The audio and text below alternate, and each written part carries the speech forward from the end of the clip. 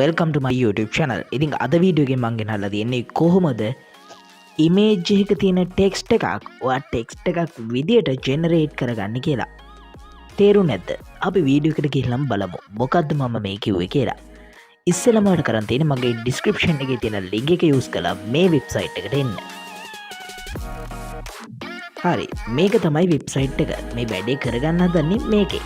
ඉතින් අපි කරන්න හදන්නේ image එක තියෙන text එකක් ඔයා type නොකර website එකකින් type කරගන්න. ඉතින් මේක 3D කරගන්න පුළුවන් මේ website එක හරහා. ඔයාට පුළුවන් ඉස්සෙල්ලා මේ website එකට පහළ description එකේ තියෙන link එකෙන් එන්න. ඊට පස්සේ මෙතන browse file කියන එක උඩ touch එකක් දෙන්න. ඔයා ඒ විදිහට browse file කියන උඩ touch එකක් දුන්නාට පස්සේ ඔයා මේ විදිහ තැනකට එයි. ඔයා මෙතනින් මෙන්න මෙතන browse කියන උඩ touch එකක් දෙන්න.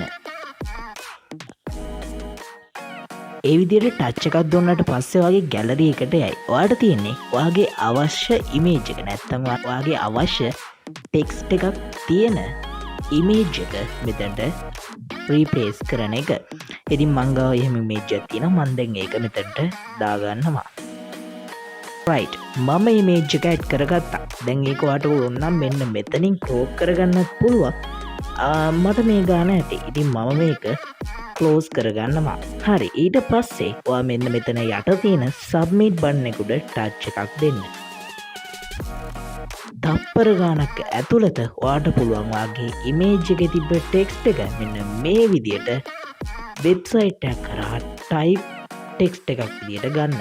හරි, දැන් ඔයාට තියෙන්නේ මේක copy කරගන්න, නැත්නම් download කරගන්න, නැත්නම් word file එකක් විදියට save කරගන්න. ඉතින් මම මේක copy කරගන්නවා.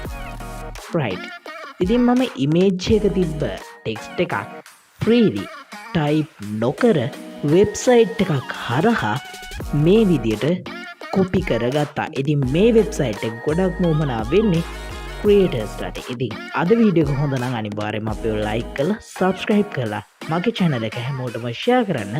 එහෙනම් මේ විදිය අලුත් tech video එකකින් එනකම් පරිස්සමින් ඉන්න. bye bye.